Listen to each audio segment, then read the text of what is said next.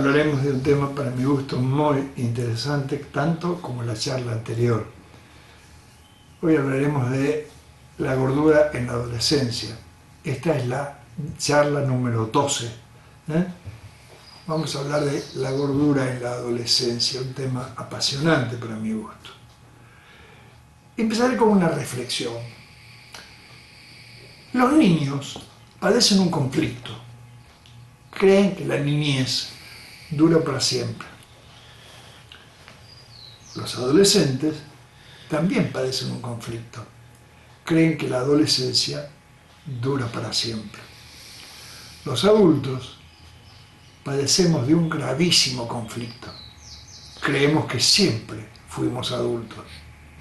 No sé, me gusta mucho estos conceptos, por eso quería compartirlo, creo que este es el momento. He notado que para muchos de mis colegas la palabra gordo es poco elegante. Y si vamos al origen etimológico de ella, tienen razón. Ese ha de ser otro de los motivos por el que casi invariablemente utilizan como su sinónimo obeso, que como ya hemos visto tiene una historia gramaticalmente para nada peyorativa. Ocurre con estos términos exactamente lo mismo que con las palabras viejo y anciano. Es más elegante anotar en un tratado, en cualquier publicación que hable de la gente mayor, el vocablo anciano, pero curiosamente viejo, que es palabra más vasta, tiene en el fondo un sentimiento de cariño, de amor, de intimidad. Así nos referimos a nuestros padres, aunque sean muy jóvenes. Así llamamos afectuosamente a nuestros abuelos. Usan esa palabra o algún diminutivo para llamarse con amor entre sí los esposos o los amigos, sin importar las edades. Pero el adjetivo anciano, a pesar de ser más elegante y refinado, de tener un aparente significado de gran respeto, a su destinatario le suena extremadamente hiriente. Pregúntesele a cualquiera de ellos cómo les cae el que se les denomine así, y se verá que tengo razón. Muchas veces anciano es utilizado también como el superlativo de viejo. Igualmente, la palabra gordo es más coloquial y también está por todo el mundo asociada a un trato afectuoso. Es muy usual que amigos, parientes, novios o esposos se nombren así unos a otros, aunque el cuerpo de ninguno de ellos ni siquiera muestre la menor apariencia de gordura. Es decididamente una palabra de uso íntimo. Igual que viejo, obeso, igual que anciano, tiene una connotación altamente ofensiva. Para la ciencia y por ende para la cultura popular, ya lo hemos visto, obesidad generalmente es el superlativo de gordura. Por lo que si en estos tiempos es malo estar gordo, ser obeso es peor. ¿Cuántas veces he escuchado en mis consultas comentarios como este? ¿Qué voy a estar gordo? ¡Soy obeso! Realmente me disgusta mucho esa especie de autoflagelación. Pero los entiendo. Se sienten tan culpables de haber llegado a estar gordos que declararse, denominarse obeso, es una especie de autocastigo por el error cometido.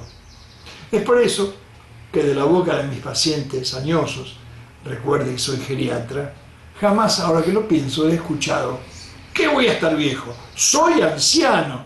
Claro, simple, comprensible. No sienten ninguna culpa por haber vivido mucho. Por eso es más ofensivo para ellos anciano que para los muy gordos obeso. Los gordos, a quienes se los llama así, han de pensar resignadamente: me lo merezco. Por todo lo que he escuchado desde la primera charla hasta aquí, creo que si tiene usted algún sentimiento de culpa por su gordura, este ha de estar diluyéndose. Cuando llegue al final de todos estos encuentros, tengo fe, estoy seguro, habrá desaparecido. Es lo que anhelo con toda mi alma. Así como le contaba en la hipótesis anterior de que estoy en contra de adjetivar a los niños gordos, aún a los extremadamente gordos, como obesos, espero haberlo convencido de por qué tengo razón de oponerme al uso de ese término, me ocurre lo mismo con los adolescentes que tienen ese problema. Pero esta vez no estoy radicalmente en contra. El adolescente tiene ya mejor estructurada su psiquis como para utilizar algún mecanismo de defensa, la gordura por ejemplo, con algo más de efectividad que los niños.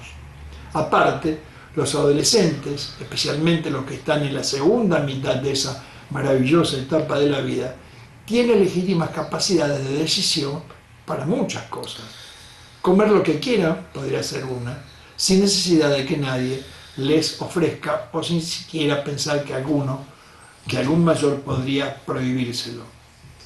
Cuando uno tiene esas edades, ya ha ganado mucha libertad. Sigue siendo un subordinado para muchos aspectos, pero ya se siente auténticamente libre para un sinnúmero de otros. Comer lo que se le antoje es uno de ellos, como hemos visto. Les cuento algo que para la mayoría va a ser una curiosidad. Para casi todos, la palabra adolescente es un derivado de adolecer, pero eso no es más que el resultado de una trampa del idioma. Adolescente y adolescente son parónimos, pero tan solo de forma y sonido, no tienen nada que ver desde el punto de vista etimológico. Adolescente es el que sufre una dolencia, palabra que lógicamente deriva de doler, que proviene del latín dolere. Adolescente es quien transcurre la adolescencia, literalmente etapa de la vida que sucede a la niñez y termina cuando el cuerpo llega al fin de su desarrollo. La palabra aparece por primera vez a principios de la Edad Moderna y fue tomada del latín adolescens, hombre joven, que está creciendo, participio activo de adolescere, crecer. Pero es cierto que los adolescentes adolecen de muchas cosas. Identidad aún no desarrollada, falta de experiencia de vida, desorden en la fijación de los límites que les impide vivir en forma totalmente satisfactoria su gregariedad, inmadurez psíquica y de muchas cosas más que les duele, pero que se irán resolviendo con el tiempo, con el transcurrir de los años. Aquel chacarrillo que dice que la juventud es una enfermedad que se cura con el tiempo, siempre me ha parecido de lo más ingenioso. Todos la hemos padecido y todos nos lamentamos de habernos curado. A pesar de todo, adolescente no es más que un parónimo de adolescente. Volviendo al tema de la charla de hoy, es casualmente su forzosa inmadurez psíquica la que impide tipificarlos de obesos, aún estando muy gordos, a pesar de que su ya interesante desarrollo psicológico les permita utilizar su gordura, aunque tibiamente, como un endeble mecanismo de defensa. Propongo que en el último de los casos los llamemos preobesos, simplemente porque son preadultos. Los adolescentes pueden estar gordos desde su infancia o haber adquirido su gordura en el transcurso de la adolescencia. Si llegan al comienzo de ella delgados, habiendo transcurrido toda su infancia o mucho tiempo de la última parte de su niñez en esa condición, y es en esa segunda etapa de la vida cuando comienzan a engordar, tenemos que actuar rápidamente ni bien notemos los primeros cambios en ese sentido de su estructura corporal. Por definición, si estuvieron delgados hasta hace poco tiempo, su nueva gordura se debe, por lo menos, eso ocurre en la mayoría de ellos, a los cambios en su actividad física, en sus hábitos alimentarios o en ambos. Por lo tanto, no son más que gordos accidentales. Y ellos, recuerde, los gordos accidentales son siempre 100% recuperables con solo reeducación alimentaria. El comenzar los estudios secundarios, que ahora les sumirá mucho más tiempo que el que le demandaba el colegio primario, quizás los obligue a abandonar los deportes o a disminuir en forma muy importante el tiempo que dedicaban a su práctica. El menor consumo de energía de este cambio tan brusco de actividades muy pocas veces se acompaña de una disminución acorde de la ingesta de elementos energéticos, carbohidratos. En general, siguen manteniendo la misma cuota diaria que antes. Por eso ahora, ya lo conversamos, si tienen mayor tendencia a acumular reservas, cosa que les recalco es fisiológica y normal, comenzarán a aumentar el grosor de su tejido graso. El forzoso cambio de su cotidiano estilo de alimentación, alteración de los acostumbrados ritmos de comidas con una obligada modificación en la calidad de ellos debido a los cambios de horarios o a la necesidad de comer ahora, por ejemplo, todos los mediodías fuera de casa, son una frecuente causa del desbalance. Si llegaron hasta aquí siendo delgados, es porque obviamente su consumo de nutrientes estaba bien balanceado. Y cada vez que se cambia la combinación de los alimentos cotidianos, la tendencia hace que se inclinen hacia los que contienen una mayor cantidad de hidratos de carbono. Porque son más baratos, se ingieren sin la necesidad de sentarse a una mesa y en cualquier momento, y son, todos lo sabemos, muy apetitosos y muchísimo más fáciles de conseguir en cualquier lugar. Creo que este es el momento de aclarar una confusión universal. Comer no es lo mismo que alimentarse.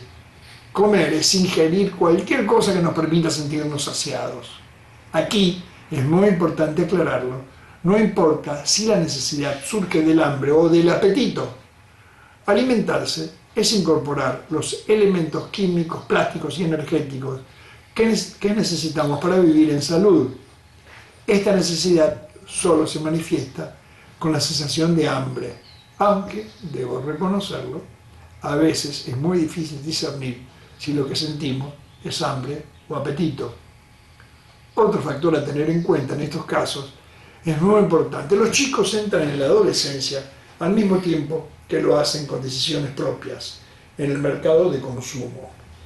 Cuando los niños dependen de las decisiones de los encargados de su crianza para obtener el permiso de consumir servicios, elementos de uso, vestimenta y alimentos, ahora, ya más liberados, han adquirido la facultad de decidir por sus propios medios la posibilidad de obtener casi cualquiera de esos elementos. Y es en el rubro alimentación en donde esa facultad puede desarrollarse más plenamente. Los usos y tendencias en esa rama del mercado se ven muy influenciados en los jóvenes, muchísimo más que en los adultos, por los mensajes publicitarios muy inteligentemente planificados que los tienen como los destinatarios principales de su consumo. Los refrescos con grandes cantidades de azúcar, las comidas rápidas y la inmensa cantidad de golosinas que vemos publicitados por todos los medios, fundamentalmente en la televisión o en internet, a la que la mayoría de ellos son adictos, les va creando la idea de que el consumo de todas esas cosas es una actitud progresista, por lo que se sienten casi obligados a consumirla. Y como realmente son todas muy agradables al paladar, se adiciona a ellas rápida y persistentemente. El último de los factores, seguramente el más trágico, es que la vida los obligue a enfrentarse a circunstancias altamente traumatizantes.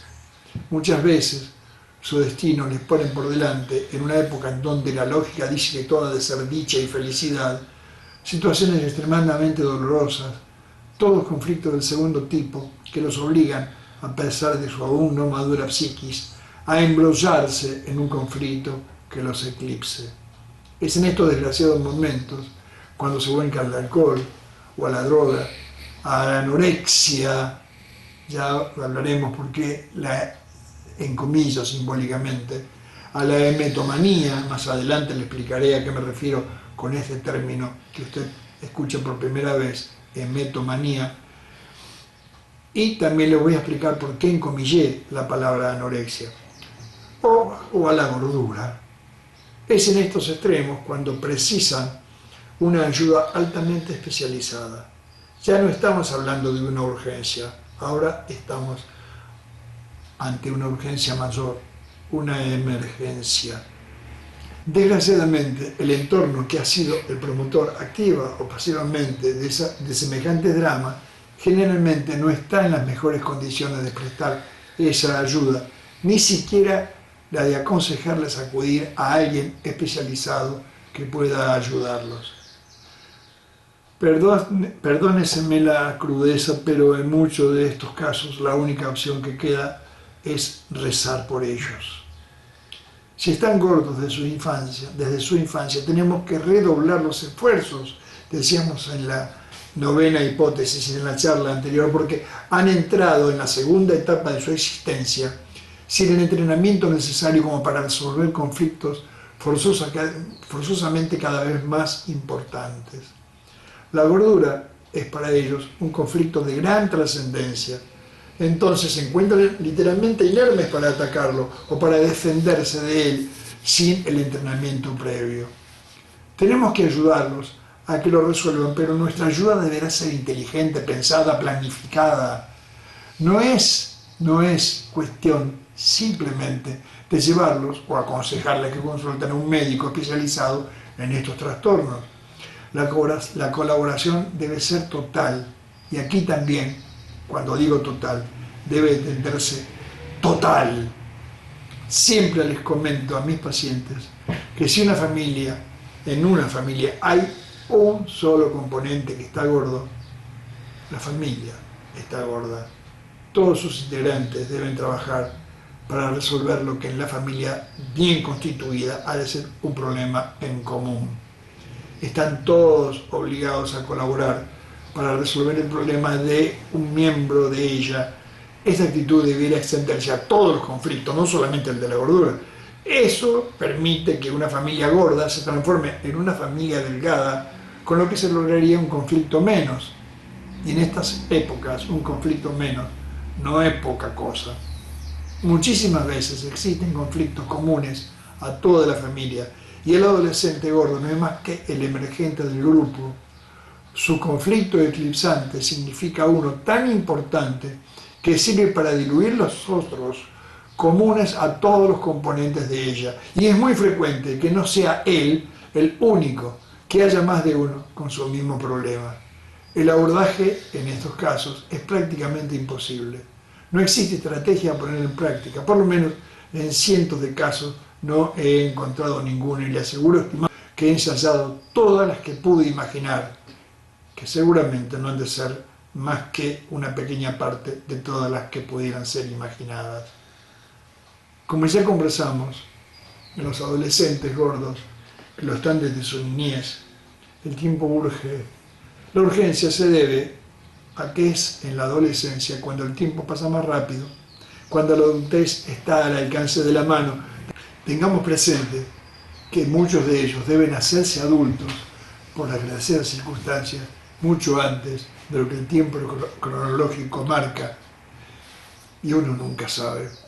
Debemos por todos los medios tratar de que vivan la mayor parte de ella sin su conflicto eclipsante.